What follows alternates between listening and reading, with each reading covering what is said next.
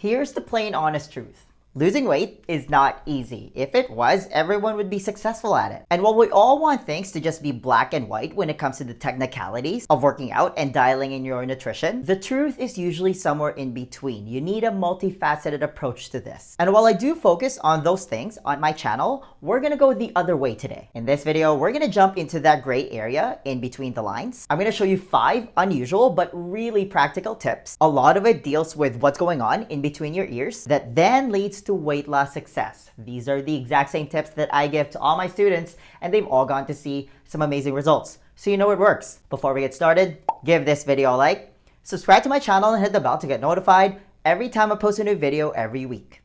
Number 1, it's never too late. This is such a big misconception for a lot of people in that they've gone too far down the rabbit hole and they can't get out, or they feel like they can't get out. And they start to develop something called learned helplessness. It's when an individual continuously faces a negative, uncontrollable situation and stops trying to change their circumstances even when they have the ability to do so. They almost kind of just accept that wherever they're at in life is their fate. But here's the thing. The only point when it's actually too late to change is if you're dead. Otherwise, you can absolutely still achieve your health and wellness goals. I've had many students, for example, that are much older than me. Some of them are twice my age. And guess what? They were all able to achieve their weight loss goals and change their lives in the process. Because it's not about the weight you lose, but about the life you gain. To me, that's the ultimate prize. Looking good shirtless is just icing on the cake. David over here is one of my all-time favorite examples. He lost a mind-blowing 70 pounds in 9 months. And he's been able to keep that weight off even 2 years after his initial transformation. There's also Maria, who lost 80 pounds. She gained weight during her pregnancy, and in just a short amount of time, she was able to get her pre-baby body back. Joseph over here has made unbelievable progress in just 5 months. And I have many other students just like them. You can even see people posting their weight loss transformation progress in the comments of a lot of my videos. So it's entirely possible to do this. Don't ever think that it's too late to change. Believing that you can do it, having faith in yourself. And it sounds cheesy, but having that can-do attitude is honestly one of the most powerful tools you can have in your journey. That belief also applies to everything in life. Henry Ford said it best. Whether you think you can or you think you can't, you're right. Number 2, be laser focused. You're gonna have detractors when you're trying to make sweeping changes in your life. That just comes with the territory. So I want you to mind your own business in this process. For example, if you use intermittent fasting as a health tool with the side effect of weight loss, which I talk a lot about on my channel, you've done your own research, so you try it. You're starting to see some results because, well, it works. I mean, what do you think will happen if you stop eating? I like to refer to it as just taking little breaks from eating. You're gonna lose weight. A lot of weight. You also get access to numerous health benefits that only gets triggered when you put your body in a fasted state. That's why I always say that weight loss might be the least impressive benefit of intermittent fasting. You're excited about your results, so you tell your friend about it. But your friend knows nothing about fasting and may or may not agree with what you're doing. That's fine, but if that person is stuck in their old ways and beliefs, he or she might start imposing their will on you. They'll say that you're hurting yourself. Why are you starving yourself? Fasting is bad for you. Or whatever outdated information they have on fasting. And depending on that person's influence on you, you might even start doubting yourself in this process. This is when having that belief in yourself and being laser focused comes into play. Just don't let anyone's negativity or criticism stop you from achieving your goals. You're so much bigger than that. This is just your typical crabs in a bucket mentality. If you don't know what that is, you basically don't need to put a lid on a bucket of crabs because they're always just gonna pull each other down. People can be like that as well, unfortunately. And this is one of my favorite quotes about change. Consider how hard it is to change yourself and you'll understand what little chance you have in trying to change others. You're most likely gonna lose people in your journey as well, people you've been friends with for a long time, simply because they won't understand what you're trying to do. You're prioritizing yourself here. You're prioritizing your health. Heck, this might be the first time in your life where you're actually putting your needs first. Some people might even think you're selfish, and the people who care about you will understand this. If they don't and they start making you feel bad because you're skipping the weekend drinks, or you're ordering something healthy, or they judge you because you're joining a gym and you're actually trying, or they get jealous of your results, then it might be time to rethink whether you should stay friends with those people. And if they're your immediate family and this happens, I've learned that you can love your family from a distance. I have some relatives, for example, that are stuck in their old ways and beliefs. They don't understand what I do and why I do certain things. They don't even try. That's fine. It doesn't doesn't make them bad people. I still love them, but I just try to keep my distance from them. Listen, life is too short to let other people's opinion get in the way of your goals. The best way to change people's minds, in my opinion, is to lead by example and inspire them with your results. If you want help, help yourself. Just do you. Mind your own business. And always follow this rule.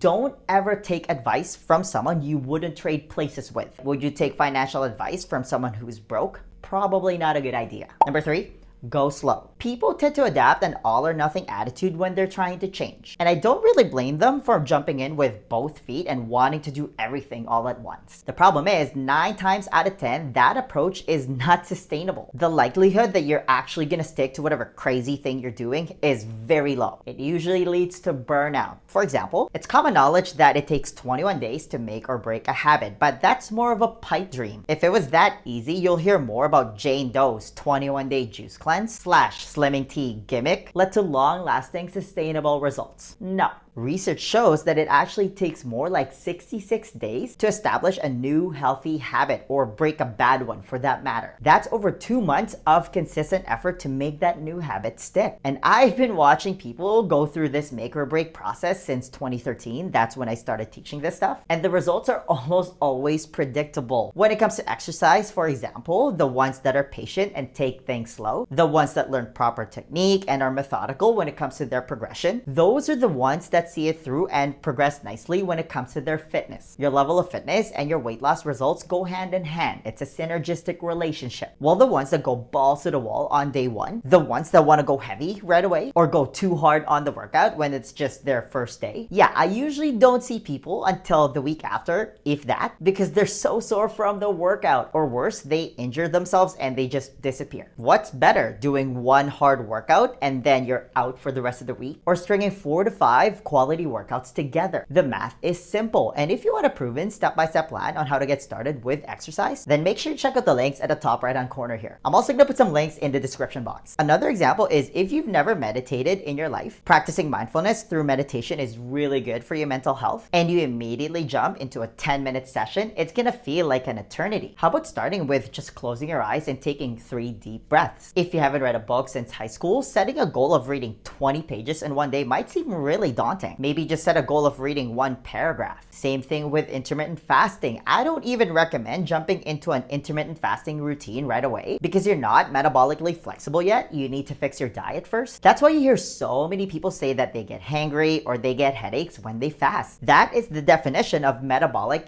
inflexibility. They've taught their bodies to expect food at certain times. They're also most likely sugar burners, which means that if they don't always eat constantly, they experience a sugar crash. In fact, jumping into an intermittent fasting routine right away without fixing your diet first might even backfire on you because your body's gonna freak out. Your body's just not ready yet. It's way too stressful. You're potentially causing more harm than good. If you want to lose fat efficiently, you need to become a fat burner. You need to teach your body to use fat as its main source of energy. You need to be fat adapted. Being fat adapted means you're metabolically flexible. How do you achieve metabolic flexibility? Well, it starts with your diet. Follow a diet that moderates your insulin levels. I'm talking about a very low carb, moderate protein, high fat diet. Only then should you start incorporating intermittent fasting into your routine. Combine that with a consistent workout schedule and quality sleep and you're golden. But again, baby steps. Start slow. Keep it simple. Don't worry about the minutia, whether you should take ashwagandha or what brand of protein powder you should buy or whether chia seeds will break your fast. When you're still eating McDonald's every day, there are levels to this. Don't major in the minor. Fix your diet first. That's step number 1. Number 4, don't compare yourself to other people. Why? Because it's a one-way ticket to misery. Every person is different. Everyone's physiology is different. You are your own unique snowflake. No one else is like you. Your genes are different, your history with diet and exercise are different, and your lifestyle is different. Everyone's different, which means that following a diet that works for someone else, following what your favorite influencer is doing, and that includes me, because you're seeing them get a lot of success, that doesn't automatically mean that it's the best option for you. Like, I'm just here documenting what works for me and all my students, but by no means am I saying that my way is the only way. That would make me a jerk. You need to find what works for you and your body. And listen, if you're just looking for some sense of direction, then definitely follow what I teach on my channel. I think it works pretty well. But if for some reason it's not working, that's okay. But again, just make sure that you're actually giving it enough time to work. Don't just try it for a couple of days and then say, oh, it didn't work. Like I said, it takes more like 66 days to make or break a habit. It takes time to flip that metabolic switch and become metabolically flexible, which then leads me to my next point.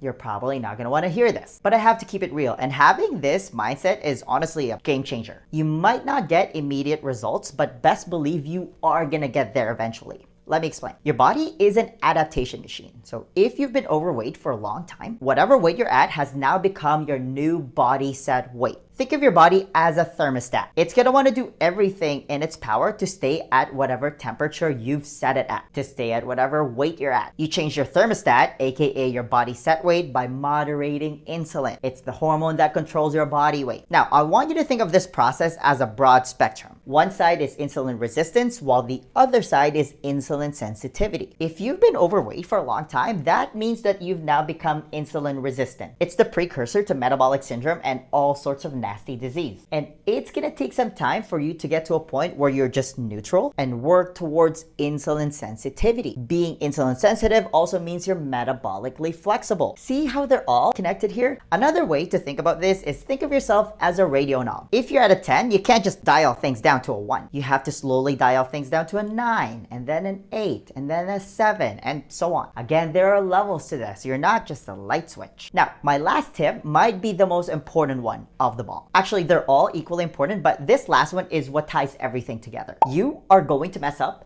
and that's okay. The faster you can wrap your head around this concept, the higher your chances of reaching your goals. Mistakes are proof that you're trying. Mistakes are a good thing. The more mistakes you make, the faster you'll learn. Fail forward. The only time it becomes detrimental is if you keep making the same mistakes over and over again. That's the definition of insanity. But let's say you messed up your diet one day. You see an old friend and you go for ice cream. Maybe you missed a workout. That's okay. That's life. James Clear, one of my favorite authors, said it best. The first mistake is never the one that ruins you. It's the spiral of repeated mistakes that follows. The problem is not slipping up. The problem is thinking that if you can't do something perfectly, then you shouldn't do it at all. So if you mess up, that's okay. Just keep trying. You've got this. I believe in you. The next question then becomes, how are you actually supposed to eat if you want to lose weight? Because here's the thing, 80% of your body composition is determined by your diet. You can't just freestyle this part. Do you have a proven plan that you can follow? To help you with that, I want to give you a free copy of my Lean Body Blueprint. This is how I melted all the fat around my stomach without depriving myself of my favorite foods or wasting hours at the gym.